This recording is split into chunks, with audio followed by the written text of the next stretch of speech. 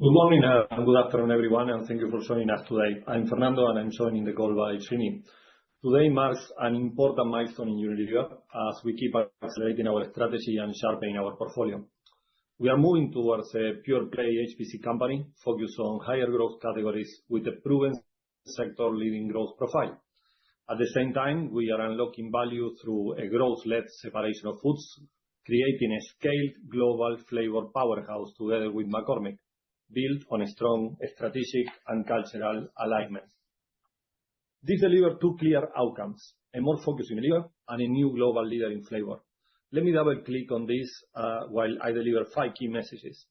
First, we are creating a 39 billion euros HPC pure play with leading positions in highly attractive categories, a stronger exposure to fast-growing geographies like the US and India, and greater participation in premium and digital channels. From a category, segment, channel, and geographical perspective, this is where faster growth and more attractive profit pools are. This is where our portfolio and capabilities give us a clear right to win. Second, a focused home and personal care business can bring all company capabilities into one shared system, from science-led innovation to demand creation to operations, improving global repeatability, speed, and returns. Third, it strengthens our already superior growth profile. We have already delivered superior volume growth versus our peers over the last 3 years, as proven by our 2.5% underlying volume growth and our 5.4% compounded annual underlying sales growth in HPC during the last 3 years. With a sharper portfolio and better category and geographical mix, we are positioning ourselves to sustain that outperformance. Fourth, it upgrades the quality of our financial model: a structurally higher gross margin, increased investment behind our brands, and a more consistent volume-led growth profile, all supporting enhanced returns over time. And fifth, it unlocks trapped value through a growth-led separation of foods. By combining Unilever Foods with McCormick, we are creating a scaled global flavor powerhouse, bringing together a highly complementary portfolio in adjacent categories, iconic brands and emerging brands with breakthrough growth potential, complementary capabilities, and an international distribution platform infrastructure that can accelerate growth. So when you step back, the outcome is clear: two stronger, faster-growing businesses, each better aligned to their markets, their capabilities, and their value creation models. Let me now turn to the foods combination and why this creates a truly scaled global flavor powerhouse.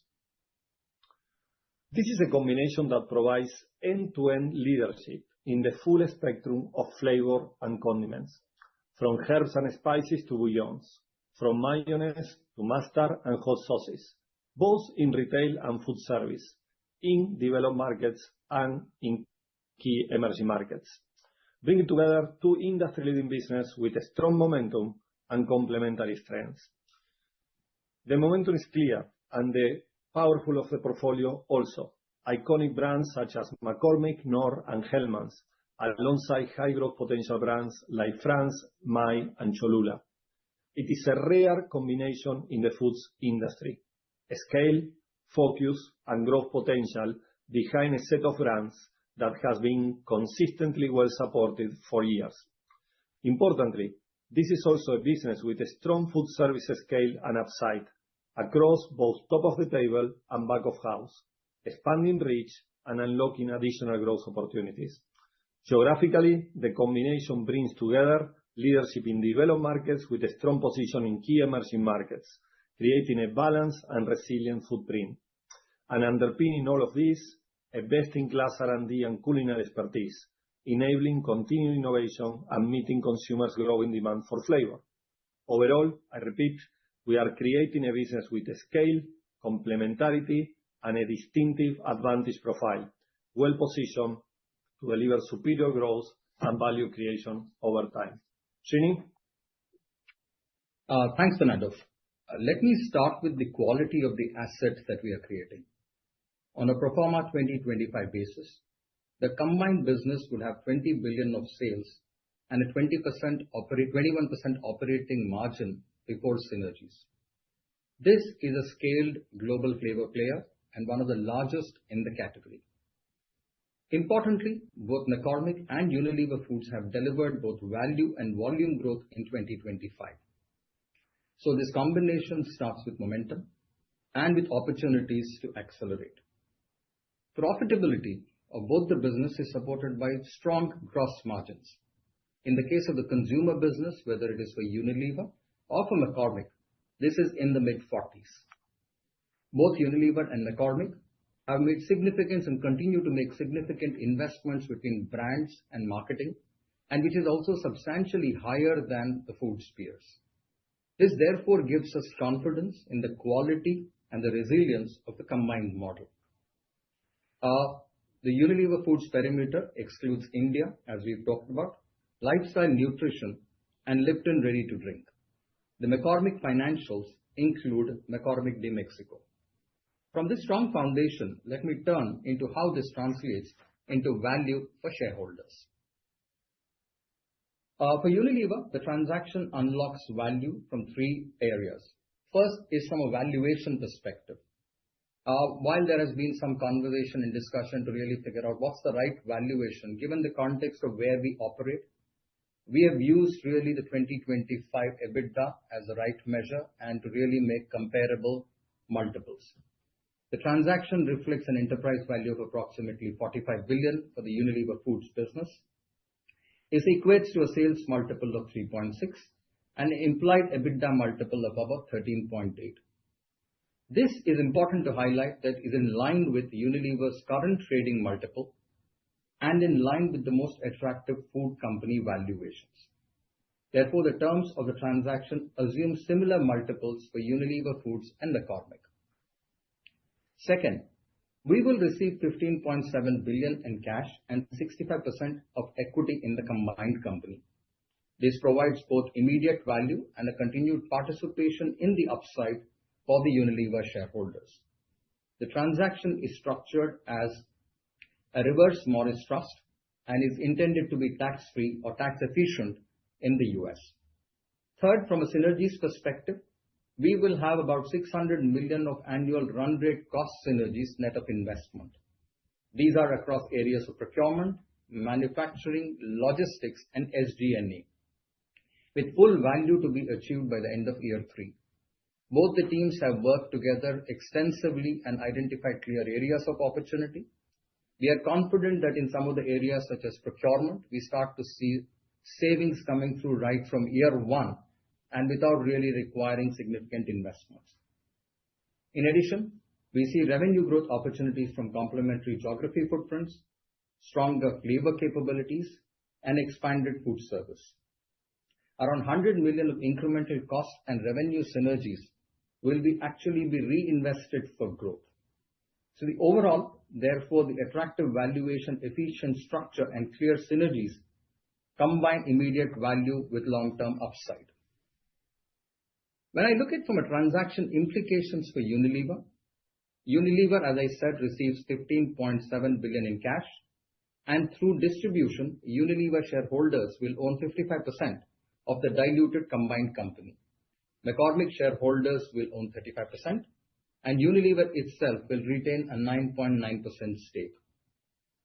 The retained stake underscores our confidence in the strategic merits, integration plan, and execution of the combined company. It will be important to highlight that we are likely to have transitionary service agreements for about 2 to 3 years in key areas such as IT, such as services, and including distribution and logistics in key markets, and therefore our stake also has to be seen in the context of what I have just explained. The stake will be subject to a 1-year lock-in period. Thereafter, we intend to sell it down in an orderly and considered manner, and we expect any eventual disposal to be tax neutral. We will have meaningful governance rights. Upon closing, Unilever will appoint 4 out of the 12 members of the combined board, and executives from both the businesses will serve in key leadership roles. The international headquarters of the combined company will be based in the Netherlands. The center will be responsible for managing the global food service business, the combined EMEA business, the European supply chain, and other key capabilities, including R&D, whereas Unilever hosts some of the strongest capabilities in the food industry. McCormick will continue with its New York listing, and there will be a secondary listing in Europe, reflecting the global nature of the business and its shareholders. As a part of the larger flavored focus organization, employees from both the businesses will benefit from expanded career and developmental opportunities. It's also important to highlight that from a Unilever shareholder's perspective, the capitalized value of synergies in the combined company offsets Unilever's tax and separation costs.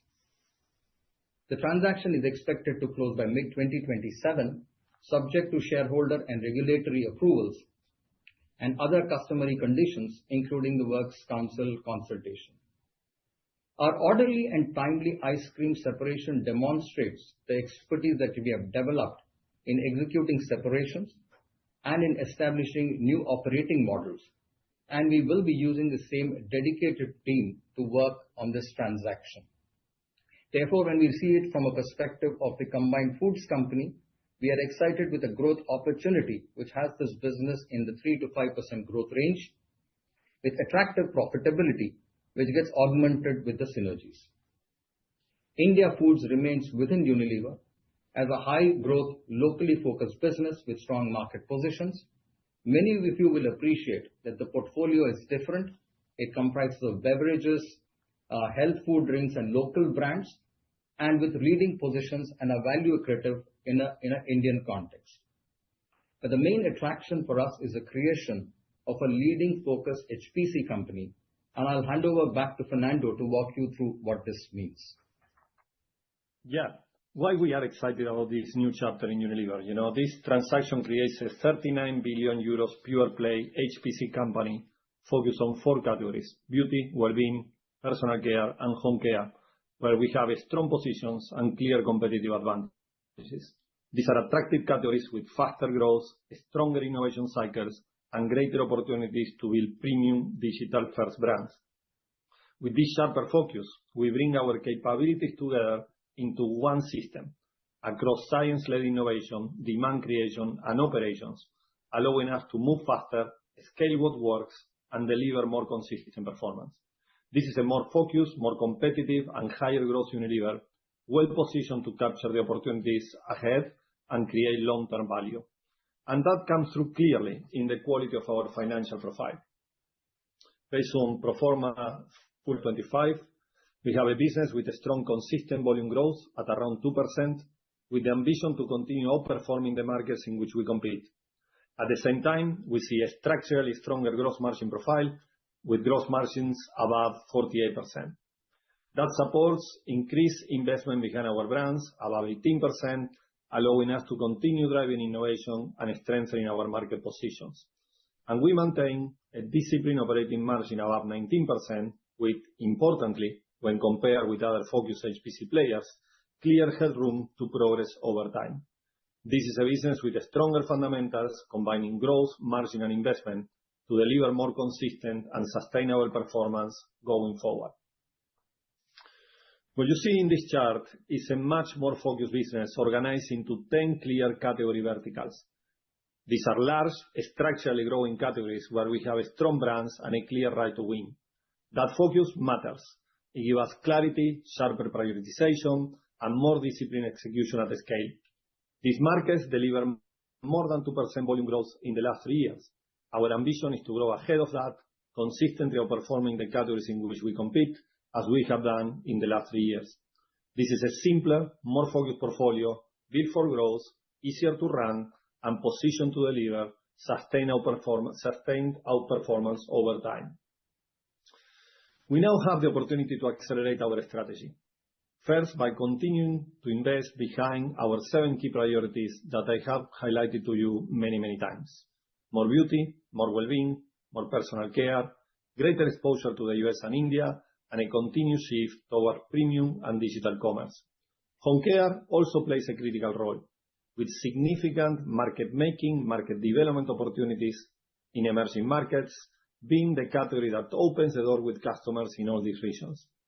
Second, We increase our exposure to the underlying drivers of growth: population expansion, urbanization, more households and rising incomes, particularly in faster-growing markets.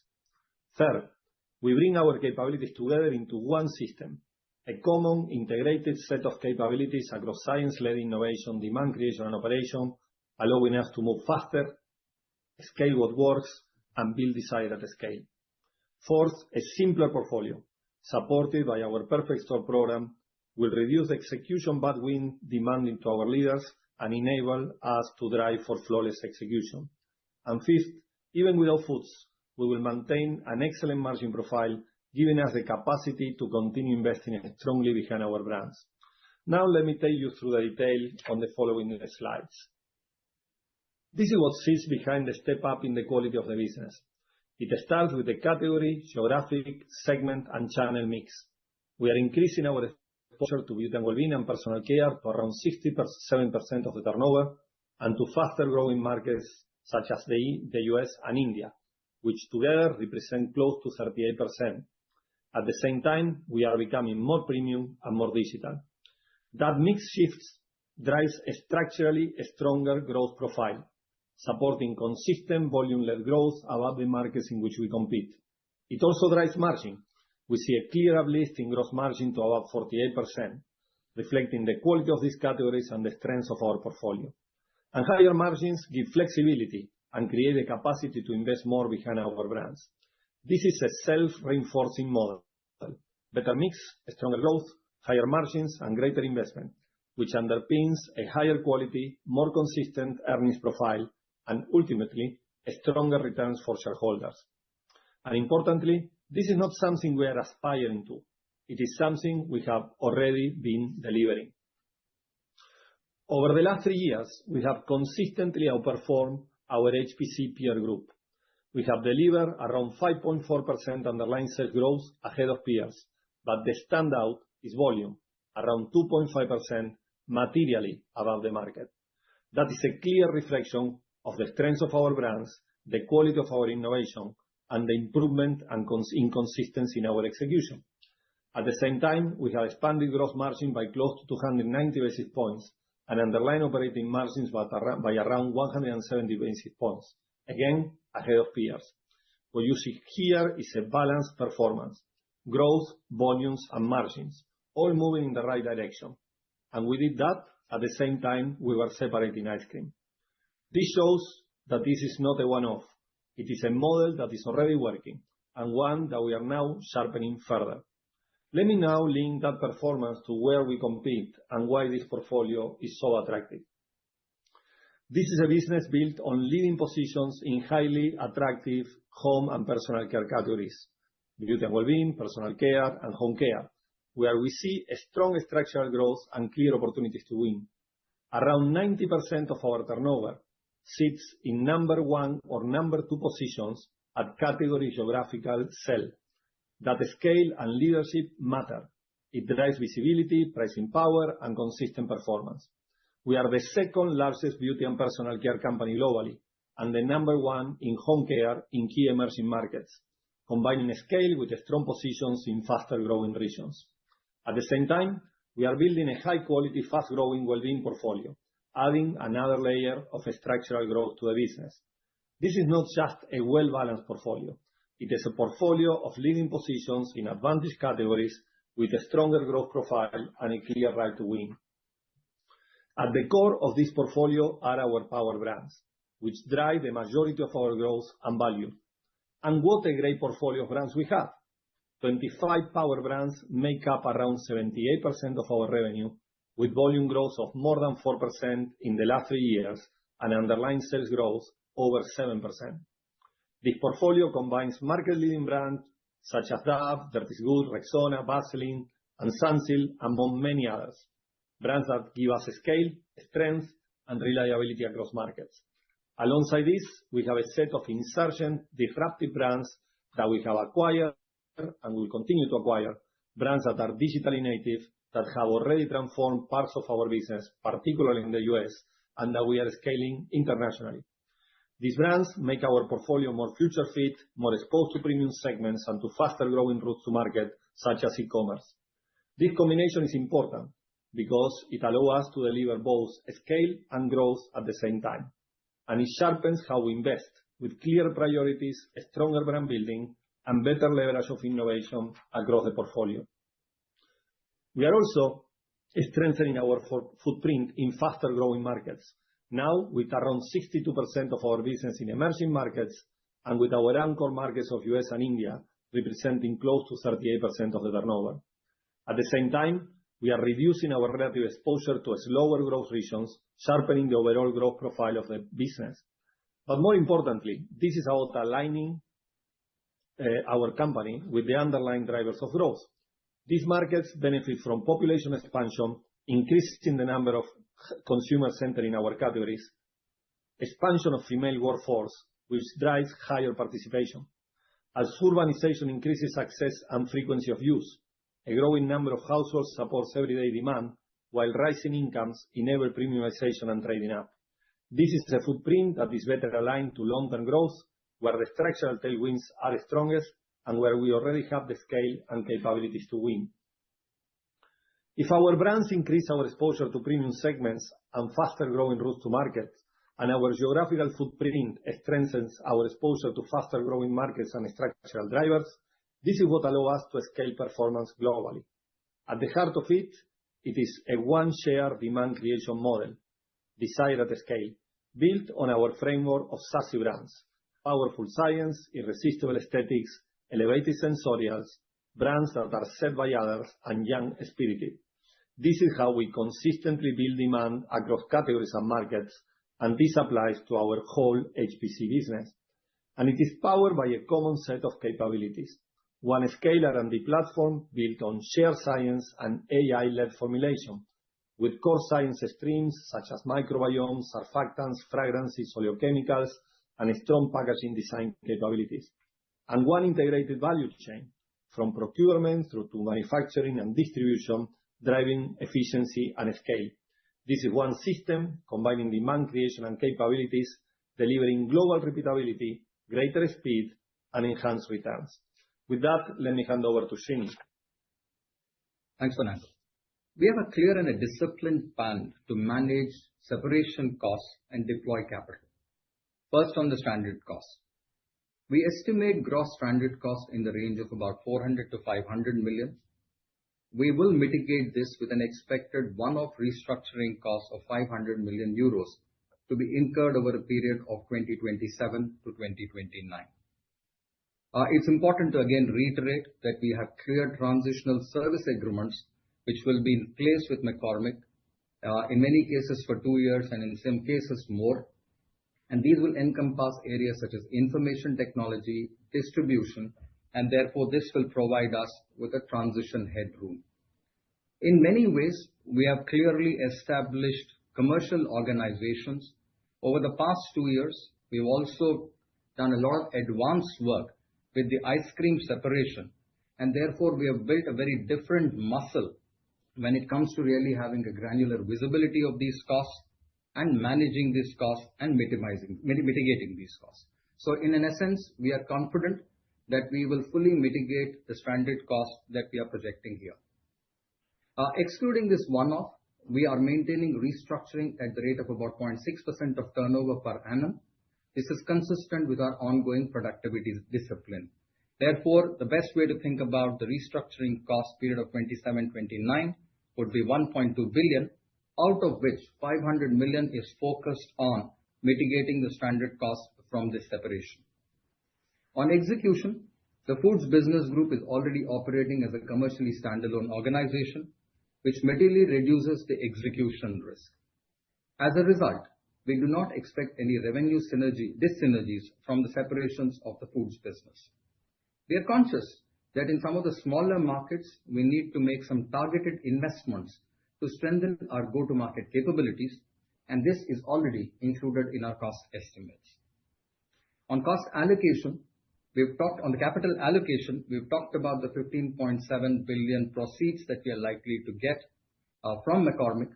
This will be first used to pay down our debt from the current levels to about 2 times net debt to EBITDA, which is really our stated goal. and then we will use the funds to really offset one-time separation and tax costs. Thereafter, we will support investor returns. And you'd have seen that we have announced a total 6 billion of share buyback, including the 1.5 billion, which was all prior announced in 2026, and this will run for the period between 26 to 2029. This gives us enough flexibility from a capital perspective, and I'll also subsequently talk about the deployment and our approach to bolt-on M&A. So overall, this is a well-defined plan with clear costs, limited execution risk, and disciplined use of capital.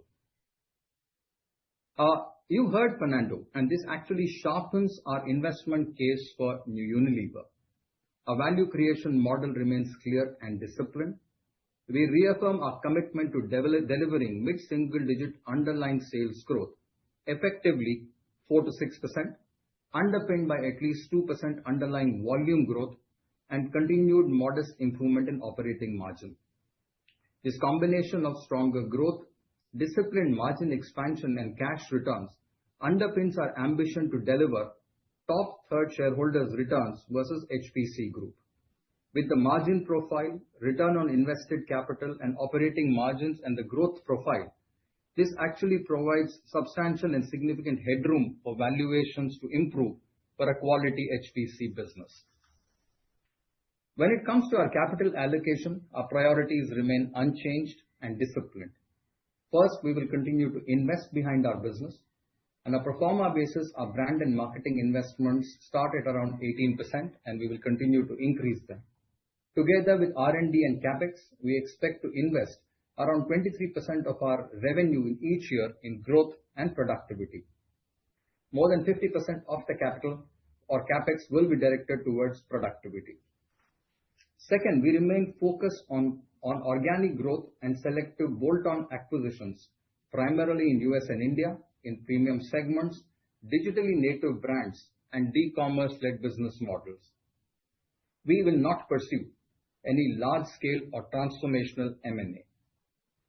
Third, we'll continue to balance the growth investment with attractive shareholder returns through dividend payout ratio of 60%, alongside the approximate 6 billion euros of buyback across 26 to 2029.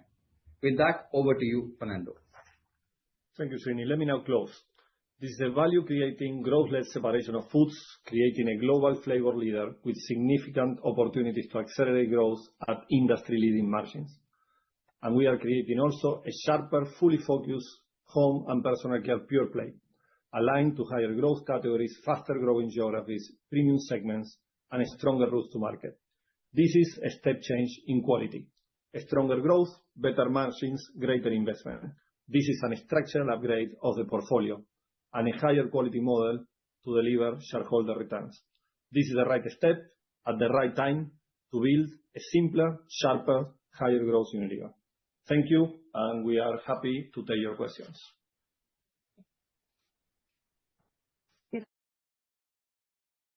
If you would like to ask a question, please use the raise hand function at the bottom of your Zoom screen or *9 if dialed in by phone. When it is your turn, ask a question, your name will be called out. If you want to withdraw your question, please lower your hand using the raise hand function or press *9. Finally, please keep your questions to a maximum of 2. Thank you. Our first question comes from David Hayes at Jefferies. Go ahead, David.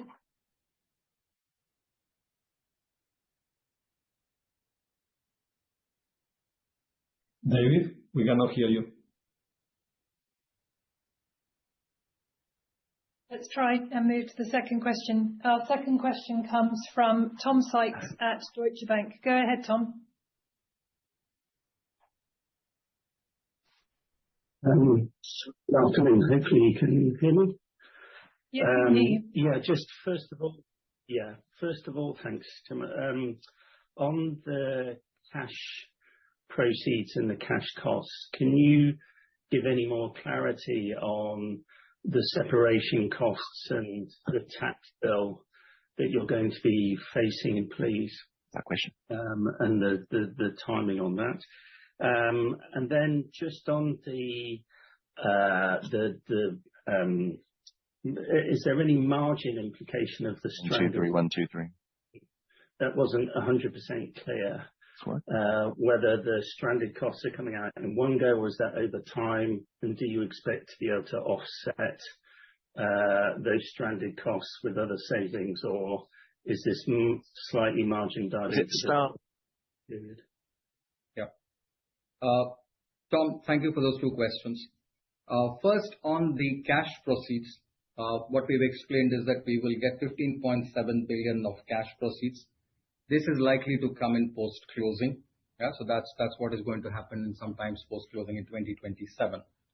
Obviously, we will be using that to really pay down our net debt because we have anchored ourselves around 2 times net debt to EBITDA as a clear ratio. You will appreciate that some of the tax costs are subject to the work which we will need to complete over multiple jurisdictions and is subject to valuations.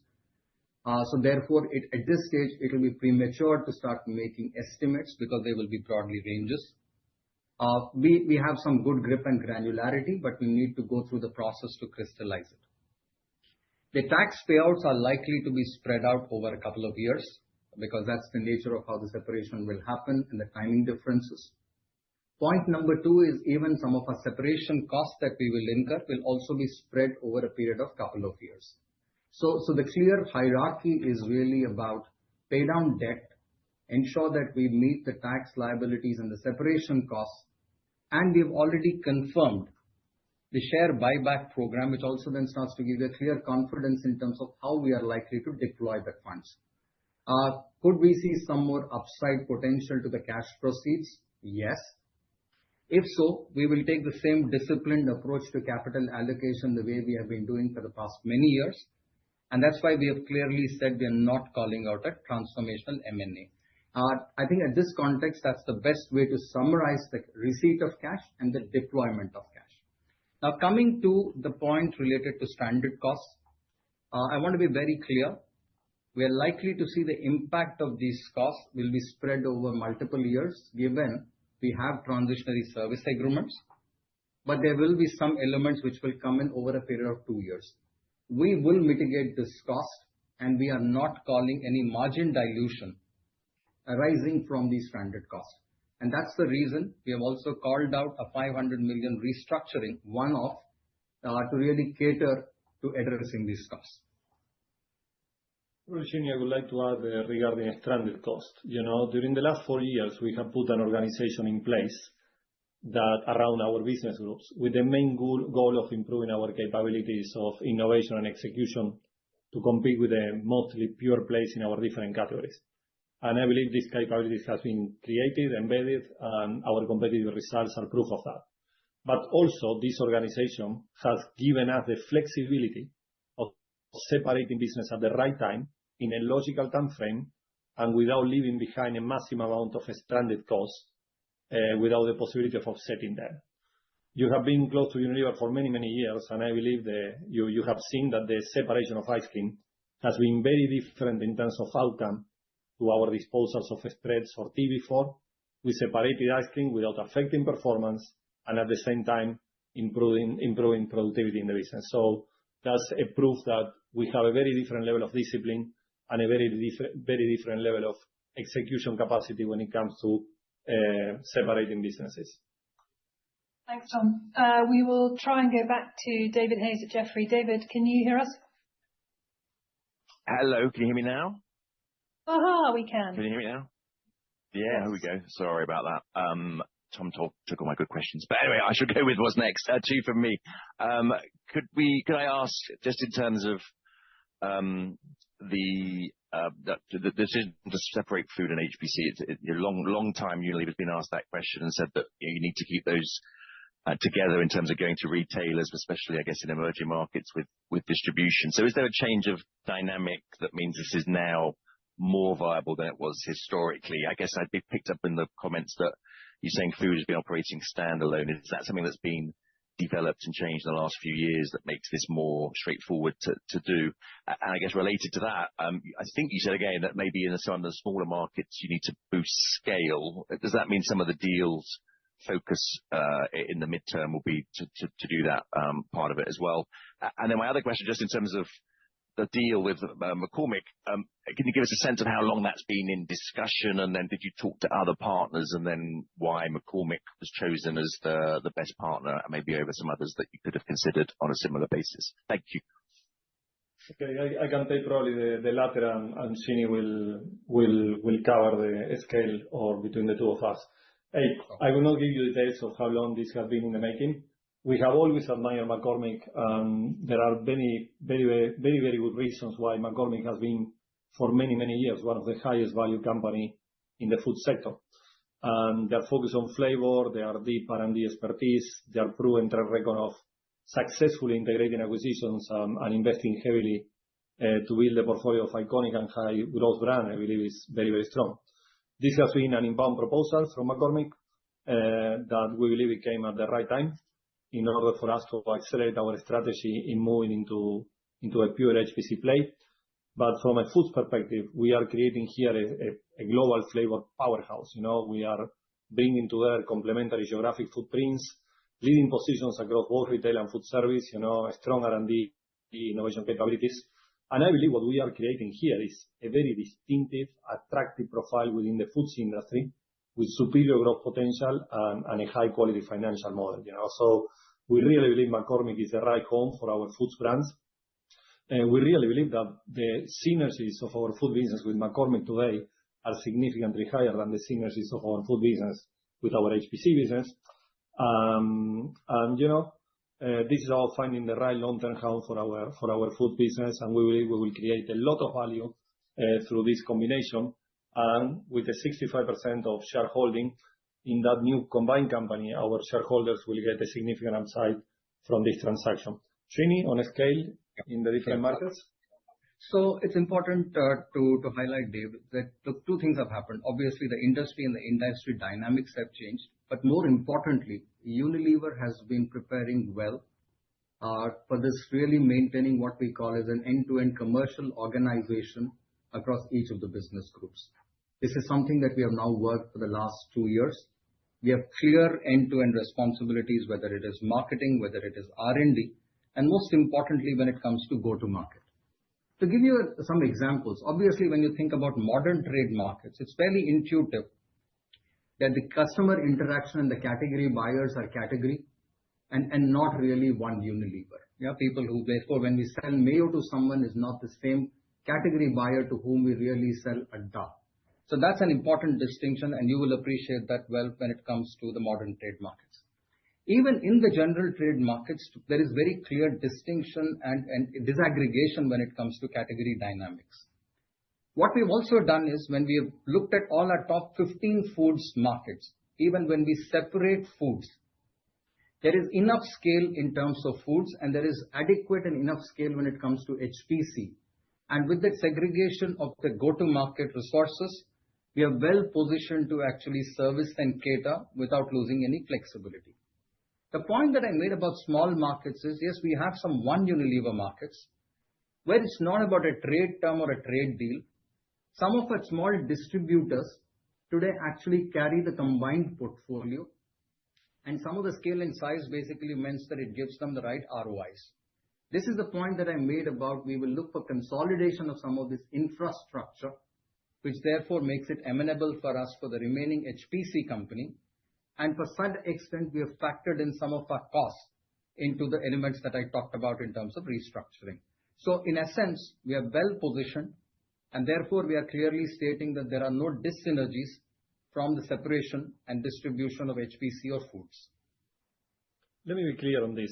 Do we believe that separating Hellmann's in the US will reduce our sales of that? No. Do we believe that the separation of Knorr in Philippines will reduce or will affect our sales of Sunsilk? No. Do we believe that our separation of Hellmann's in Brazil will affect our sales of Dirty Good? No. There are stranded costs that we will fully mitigate, but we don't see any impact in terms of revenue dyssynergies. Thank you, David. Our next question comes from Warren at Barclays. Go ahead, Warren.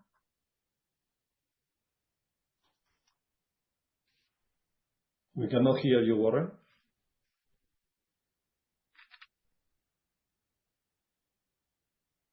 Go ahead, Warren. We'll move to our next question. So our next question comes from Celine at JP Morgan. Go ahead, Celine.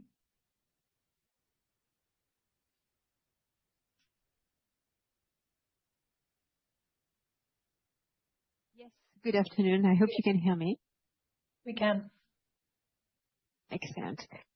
So my first question is coming back on the 2x leverage for Unilever core, as it will be. Could you help us bridge that? Because I get to a much lower number. So if I think about 23 billion net debt at the end of 26, given the around 14 billion or less than 14 billion euro, you will get plus the 10% if the new company. I find it difficult to see how you get to 2x. So if you could explain that. And my second question is on the, you said no transformational M&A, and nevertheless, you're going to get a bit of a reduced balance sheet. So I just want to understand, in a market that clearly seems to be consolidating, and we've seen in beauty there are as well deals potentially in the making, whether you feel that that would be the right strategy, or whether you may be having the lower balance sheet, maybe curtailing potential opportunities. Yeah, I cover the M&A question, and Srini will cover the debt one. We are absolutely convinced of our strategy of bolt-on M&A. So we continue looking at assets that are in super growth stage, that they are digitally native, that fundamentally provide superior growth, superior exceptional growth, and that increase our exposure to markets like India, US, and to channels like e-commerce. So there is no intention at all. This is not a transaction to create optionality for another transaction. This is a transaction to create focus in the company and build a pure play HPC business in which bolt-on M&A, bolt-on acquisitions will continue to play an important role, but not more than that. So that's basically when it comes to acquisition. Srini, on net debt? So Celine, happy to, but look, it's fairly straightforward. When I really look at my financial plan, our growth and margin expansion, clearly the cash conversion of the HPC business continues to be quite high. When I factor in my dividend payouts, share buyback, and bolt-on M&A, the equation and the numbers start to come through quite straightforward. What I did call out was that, look, I'll get the proceeds in 2027, but some of the tax that I will pay will be spread over a couple of years. What will also happen is that what we will incur in terms of some of the restructuring numbers will also be spread over a couple of years. When I model those numbers, clearly you will end up seeing that we will be able to get to the net debt numbers that I've been talking about, while maintaining really a good cash conversion. So very happy to pick up offline if you have any specific questions, but I believe the model is relatively straightforward when you model some of the elements that I've said. Yeah, probably we need a follow-up because I don't get there. And just to say, your bolt-on M&A definition is what? Well, we have a plan for around 1.5 billion euros a year. 1 year could be 0, 1 year could be 3. But these are the kind of assets we are looking at. Thank you. Thank you very much. Next question from Warren at Barclays. Warren, hopefully we can hear you now. Please go ahead.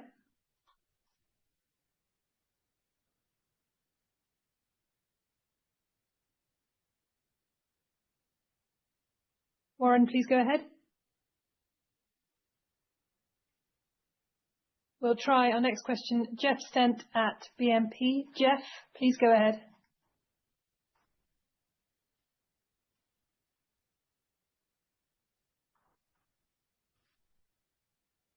Can you hear me? Yes, we can. Oh, that's a shocker. Fantastic. So a few questions, if I may. Firstly, will any votes be required from Unilever shareholders? Secondly, can I assume you'll do a share consolidation? And thirdly, are you at all concerned that McCormick's ingredients business could lose clients? Because it's probably one thing McCormick give them ingredients, but when that now is part of a business that maybe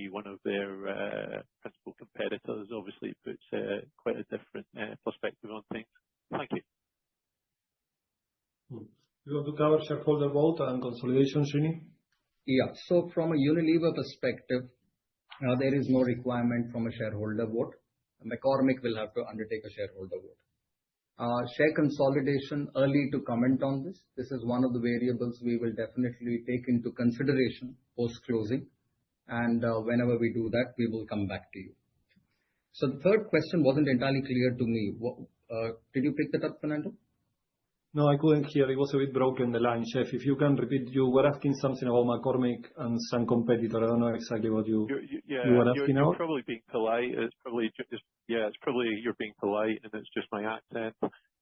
Let me try and be clearer. At the moment, McCormick has many of your foods business competitors, I guess, as customers. Yeah, i.e., they'll be providing ingredients to them or flavor solutions. But when that ingredients business becomes coupled with your business, effectively it means one of their competitors is now becoming a key partner and actually a key innovation partner, which would strike me as a situation that's not that comfortable. So my question is, have you, in your discussions with McCormick, factored in any potential loss of business on the ingredient side of McCormick because of the combination? Thanks. Yeah, we really discussed about the flavor solution business because, this was a business to which we didn't have so much exposure in terms of our knowledge. I was impressed by the capabilities that McCormick has in that kind of business. And I'm very impressed also with the access to consumer trends that this has to give to McCormick, clear exposure to health and wellness trends that help their strategy of innovation and has helped their strategy of innovation for a very long period of time. I feel McCormick is the number one flavor solution business in the US. That's where the main business for them is. And they have been very careful in walking that fine line between supplying customers and competitors at the same time. So basically, we have been given reassurance that this is not an issue at all. And in our due diligence, this is an area we'll cover and we feel comfortable about it. Our next question comes from Warren at Barclays. Go ahead, Warren.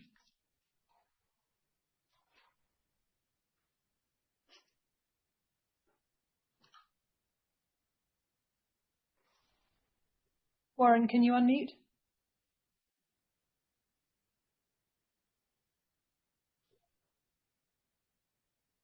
We'll move to the next question, which is coming from Sarah Simon at Morgan Stanley.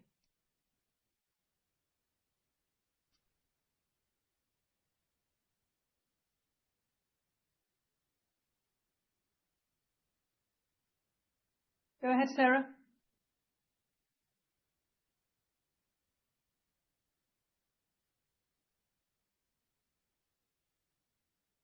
We'll try the next question. The next question is from James Edward Jones at RBC. James, hopefully you have better luck with the unmute.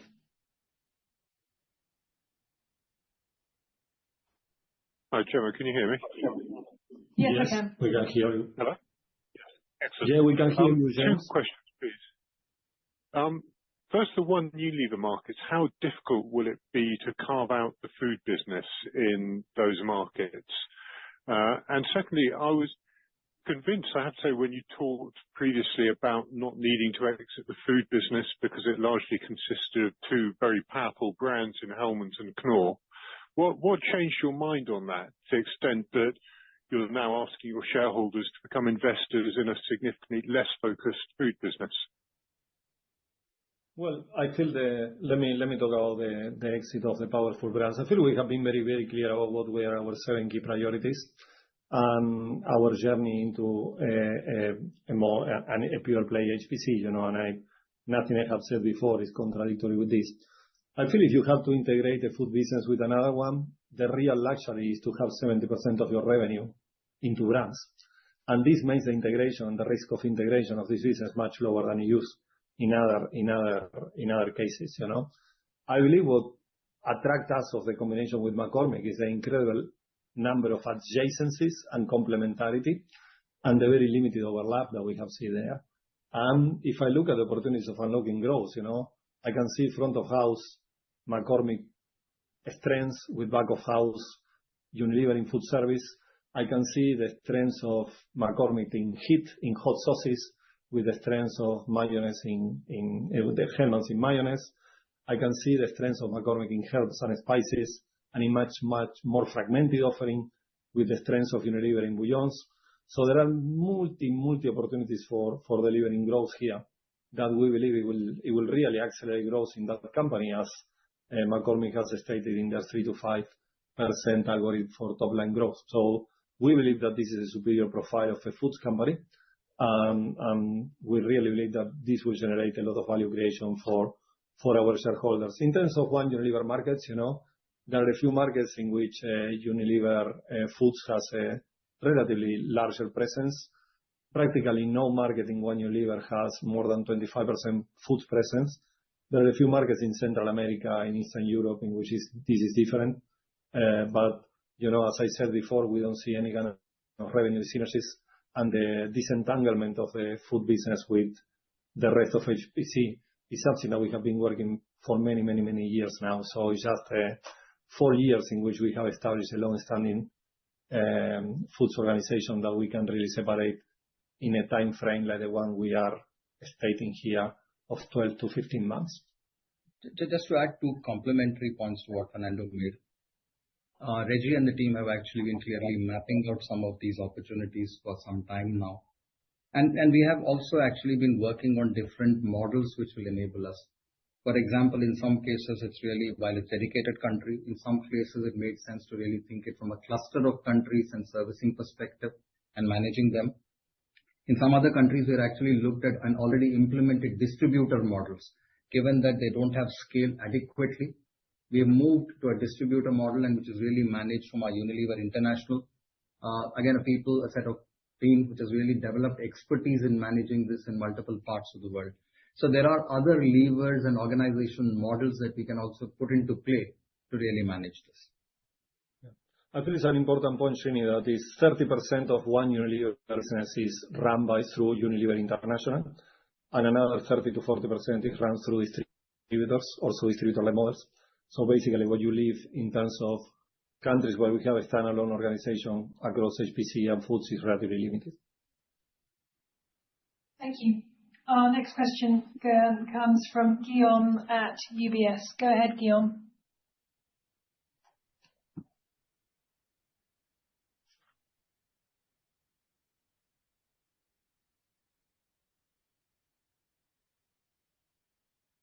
Go ahead, Guillaume.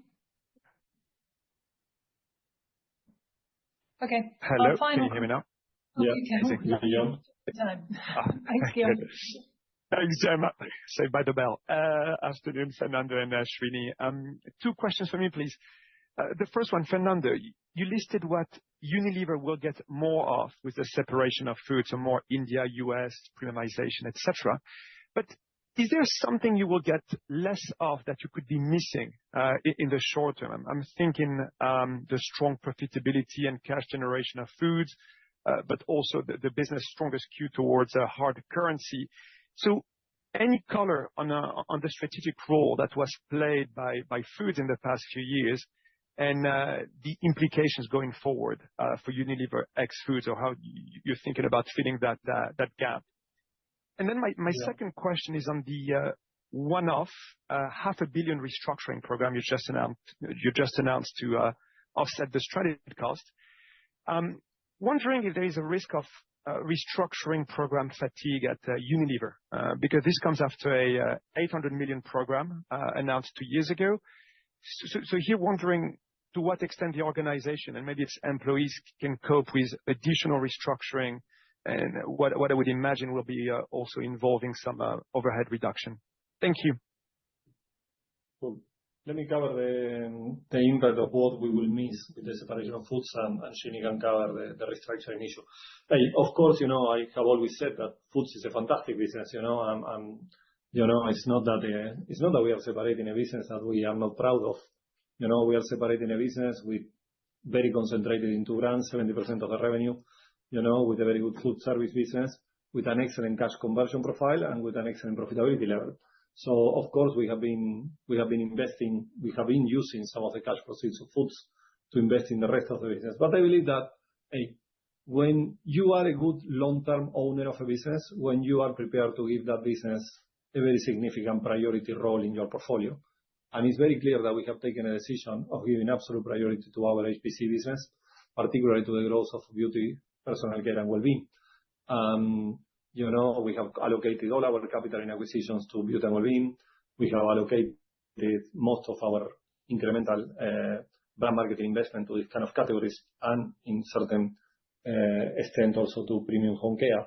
So, we will miss foods. Yeah, we will miss foods. It's a great business, but we are giving our shareholders also the possibility of getting the upside of this food business being combined with another very big and very focused and very competent foods company, and we believe this will create a lot of value. Restructuring, Srini? Yeah. So again, I think it's important to highlight that, listen, our first priority in all of this is to continue to keep our focus on execution and drive growth. Yeah, I just want to make sure we land that. We're very clear. Foods continues to be a part of our business. We have an HPC business to run. So over the next 12 months, we will continue to do that while we talk about the other elements. Now, coming back to the restructuring elements to it, look, that's why it was important to highlight what I did in terms of some of the transitional service agreements, which actually ensure that, and there are classically some of the stranded costs likely to be. Classically, some of the stranded costs are likely to be in the space of tech, in the space of services, because that's where we have a common infrastructure. The second place where they're likely to be is some of the elements of corporate and corporate structures, because that's where we lose scale. And therefore, some of the other elements could be in some of the smaller markets where we use national management or combined roles. So that gives you a bit of a context on why the transitional service agreements start to play. At least in 2 out of these 3, having that ability to do that over a period of 2 to 3 years ensures that we can do this in a sensible manner, we can do this in an orderly manner. That becomes important for us. And there are obviously other levers which we can actually manage to get this. And we will continue to sensibly work on some of them. We have learned a lot from our prior experiences. We have clear playbooks on what to do and what not to do. We're also conscious that we don't want to be in a perpetual restructuring mode, but clearly we have a plan to manage productivity as a habit. That actually then starts to help us, because in the last 12 months, we have really strengthened that muscle, and that we believe is going to go a long way in enabling us manage this. There will be some third-party contracts, because not everything is people. There will be some non-people and third-party contracts where we'll have to restructure them, or we'll have to really think about exiting some of the contracts. We've also factored some of that into our working. That, I think, is a good holistic summary of how we are thinking about it, and we will manage it in a sensible manner without impacting the operational intensity and the focus on driving growth. Thank you. We have some written questions from Warren, who was unable to mute. So these questions are from Warren Ackerman at Barclays. Firstly, can you explain the secondary listing? Where and when might that be, and what does that mean from a liquidity perspective for Euro and UK holders? And the second question is, can you explain what happens to the multiple when McCormick share price goes up or down? Is the equity fixed, or does the value of the equity also move with that percentage? Srini, you can take that? Yeah, absolutely.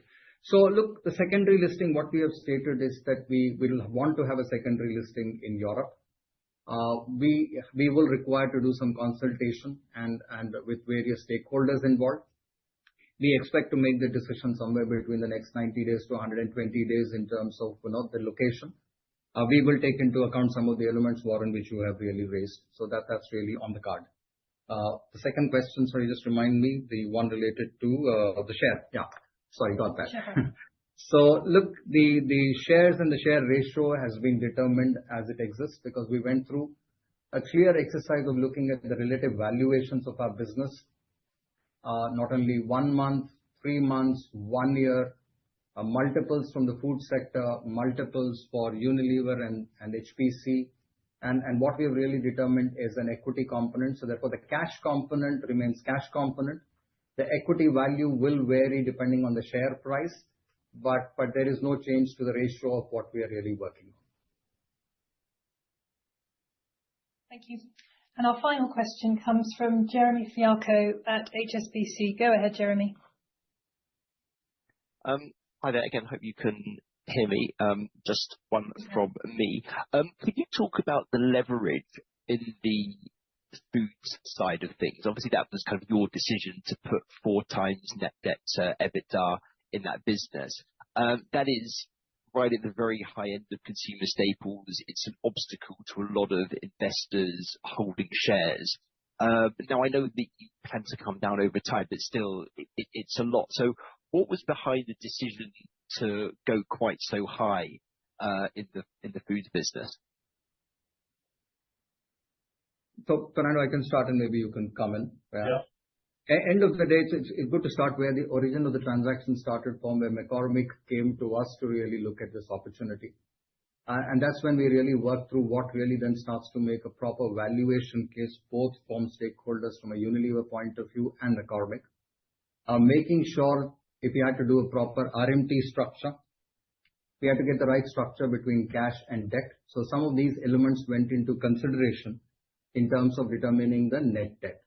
Given the profile, the growth profile, and the margin profile and the cash generation capacity of this business, McCormick has got committed financing.